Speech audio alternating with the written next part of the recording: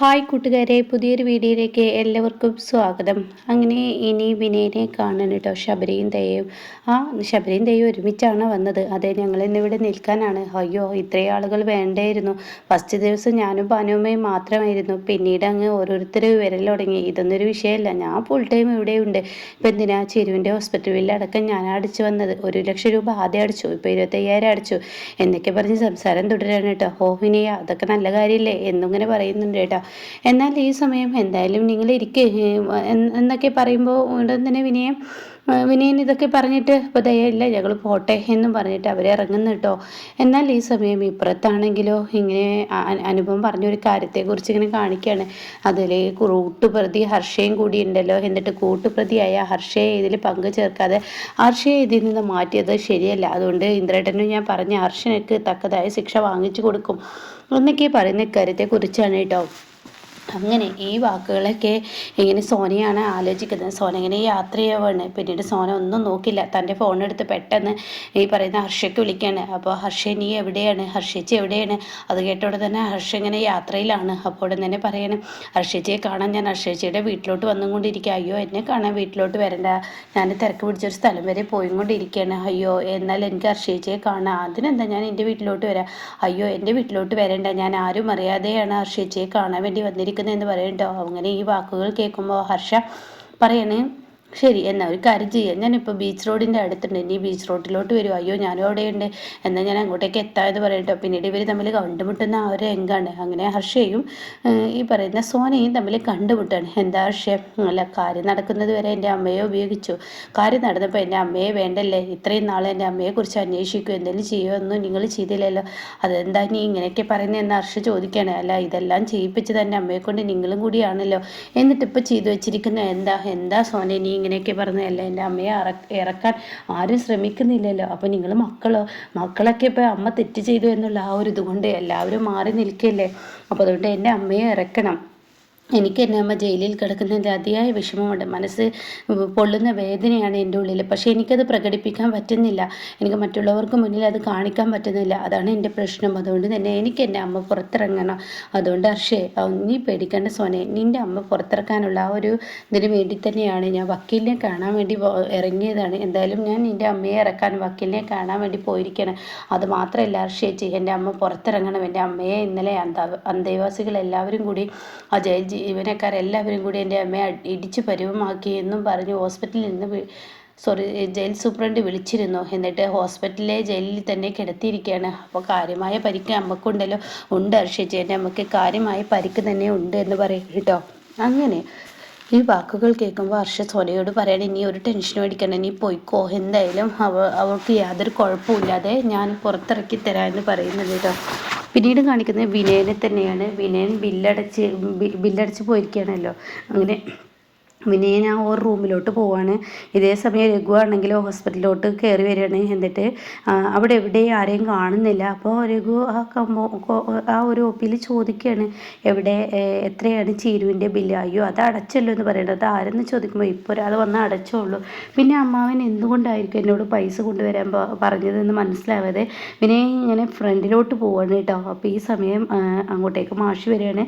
അപ്പോൾ അമ്മാവ, ഇതാ 1,00,000 രൂപ, അമ്മാവൻ പറഞ്ഞ പൈസ ഞാൻ കൊണ്ടുവന്നിട്ടുണ്ട്, ചിരുവിൻ്റെ ക്യാഷ് അടക്കാനാണോ? അയ്യോ, അതിനൊന്നല്ല, നീ വായോ, ആ ക്യാഷ് അടക്കേണ്ടതുണ്ട്, അതടക്കണം എന്ന് പറഞ്ഞിട്ട് വിളിക്കുമ്പോൾ ആരുടെ അടുത്തോട്ടാണ്? ആരുടെ അടുത്തോട്ടാന്ന് ഞാൻ പറയാം, നീ എൻ്റെ ഒപ്പം വാ എന്ന് പറഞ്ഞിട്ട് പിന്നീട് ഇവർ പോവാണ് കേട്ടോ. പിന്നീട് മാഷും രഘുവും കൂടി 19-ാം റൂമിൻ്റെ മുന്നിലാണ് നിൽക്കുന്നത്. ഇത് കാണുന്നതിനോടുകൂടി രഘു പതറുന്നുണ്ട്. മാഷാണെങ്കിൽ വിനയം പറഞ്ഞ കാര്യത്തെക്കുറിച്ച് ചിന്തിക്കുകയാണ് കേട്ടോ. അപ്പോൾ മാഷ് ചോദിക്കുകയാണ്, അല്ല രഘു, നിനക്ക് ഈ റൂം നമ്പറിലോ ഇതിൽ കിടക്കുന്ന ആളെ അറിയാമോ? ഇല്ല എന്ന് വേഗം രഘു പറയാൻ കേട്ടോ. ഓ, നിനക്കറിയില്ലല്ലേ, എന്നാ വാ, നമുക്ക് ഇതിനുള്ളിൽ ആരാണെന്ന് നോക്കാം. അങ്ങനെ പറഞ്ഞ് ആ കഥകങ്ങ് തുറക്കുകയാണ് കേട്ടോ. ഇതോടുകൂടി കാര്യങ്ങൾ കൈവിട്ട് പോവുകയാണ് രഘുവിൻ്റെ. അങ്ങനെ രഘു പുറത്ത് നിൽക്കുകയാണ്. ഇതേ സമയം ആമിയാണെങ്കിൽ ഞെട്ടലോടുകൂടി മാഷിനെങ്ങനെ നോക്കി നിൽക്കുകയാണ്. അങ്ങനെ ആമി ചോദിക്കുകയാണ്, ആരാ, എന്താ എന്നൊക്കെ ഇങ്ങനെ മാറി മാറി ചോദിക്കുമ്പോൾ ഉടൻ തന്നെ പറയാണ് മാഷ്, ഞാൻ മാത്രമല്ല, രഘു ഇങ്ങോട്ടേക്ക് വാ എന്ന് പറയാം കേട്ടോ. അപ്പോൾ രഘു കടന്നു വരികയാണ്. രഘു ആണെങ്കിൽ ആകെ ഒരുമാതിരി പേടിച്ച് വിറച്ചിട്ടാണ് രഘു കടന്നു വരുന്നത്. അപ്പോൾ ഉടൻ തന്നെ ആമി ചോദിക്കുകയാണ് രഘുവേട്ടാ ഇതാരാണെന്ന് ചോദിക്കുകയാണ് കേട്ടോ. ഇത് കേൾക്കുന്നതിനോടുകൂടി മാഷ് ചോദിക്കുകയാണ് അപ്പോൾ രഘു നിനക്ക് ഇവരെ അറിയാമോ? അത് കേട്ട ഉടൻ തന്നെ രഘു അത് പിന്നെ എന്ന് പറഞ്ഞിട്ട് ഉടൻ തന്നെ അയ്യോ ഇത് ആരാ രഘുവേട്ടാ ഇതെൻ്റെ അമ്മാവനാണെന്ന് പറയുന്നു കേട്ടോ. അത് കേൾക്കുന്നതിനോടുകൂടി ആമി ക്ഷമിക്കണം എന്ന ലെവലിൽ നിൽക്കുകയാണ് കേട്ടോ. അപ്പോൾ രഘു പറയാൻ ഒരുങ്ങുമ്പോഴേക്കും ഉടൻ തന്നെ മാഷ് പറയണേ ഇനി നീ ഇവരെ ആരെന്ന് പറഞ്ഞ് എനിക്ക് പരിചയപ്പെടുത്തി തരേണ്ട ആവശ്യമില്ല. ഞാൻ എല്ലാം പറഞ്ഞു ദാസിൽ നിന്നും.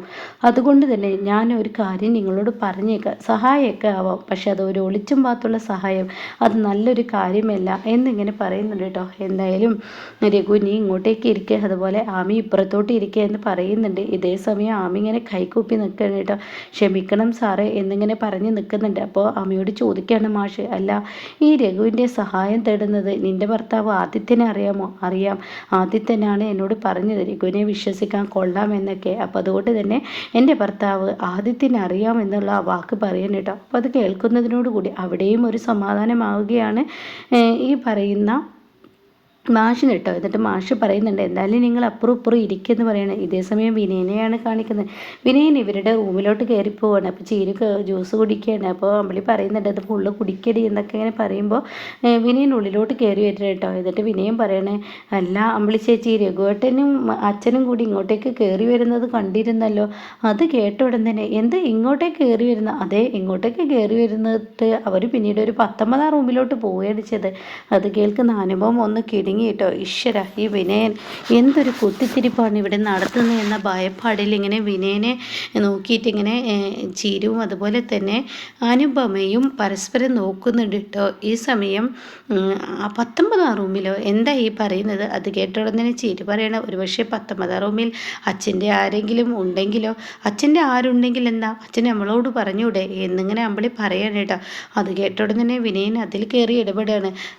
ഉടൻ തന്നെ വിനയൻ പറയണേ 19-ാം റൂമിലോട്ട് അവർ പോയി ആരാ എന്താണെന്ന് എനിക്കൊന്നും അറിയില്ല, രഘുവേട്ടനും കൂടെ പോയിരുന്നു. അത് കേൾക്കുന്ന അമ്പിളി പറയണേ എന്നാൽ ഞാനൊന്ന് പോയി നോക്കട്ടെ. അപ്പോൾ ഉടനെ വിനയൻ പറയണ അത് വേണ്ട, സോറി അനുപം പറയണം അത് വേണ്ട ചേച്ചി എന്തിനാ ഇപ്പോൾ പോയി നോക്കുന്നത്? ഒരു പക്ഷേ അച്ഛൻ്റെ സുഹൃത്തിൻ്റെ ആരെങ്കിലും ഹോസ്പിറ്റലിൽ കിടക്കുകയാണെങ്കിലോ? ചേച്ചി പോയി നോക്കണ്ട, ഞാൻ പോയി നോക്കുന്നതിൻ്റെ എന്താടി കുഴപ്പം? ഞാൻ പോട്ടെ, അച്ഛൻ്റെ സുഹൃത്താണെങ്കിൽ ഞാനും കൂടി ചെന്ന് കാണണ്ടേ? അപ്പോഴേക്കും ചിരി പറയണേ വേണ്ട ചേച്ചി, ചേച്ചി വേണ്ടാത്തത് നിൽക്കണ്ട, കാണണ്ടേ എന്ന് പറയട്ടോ. ഇത് കേൾക്കുന്നതിനോട് കൂടി വിനയം പറയണേ അച്ഛൻ്റെ സുഹൃത്താണെങ്കിൽ നിങ്ങൾ തമ്മിൽ കാണുന്നത് നന്നായിരിക്കും എന്നിങ്ങനെ പറയാൻ കേട്ടോ. പിന്നീടാണെങ്കിലും ഇവരോട് എന്തൊക്കെയോ മാഷ് പറഞ്ഞിരിക്കുകയാണ്. എന്നിട്ട് മാഷ് രഘു ഈ 1,00,000 രൂപ നീ ആമിയുടെ കയ്യിൽ കൊടുക്കുക. ഇതെന്തിനു വേണ്ടിയാണോ?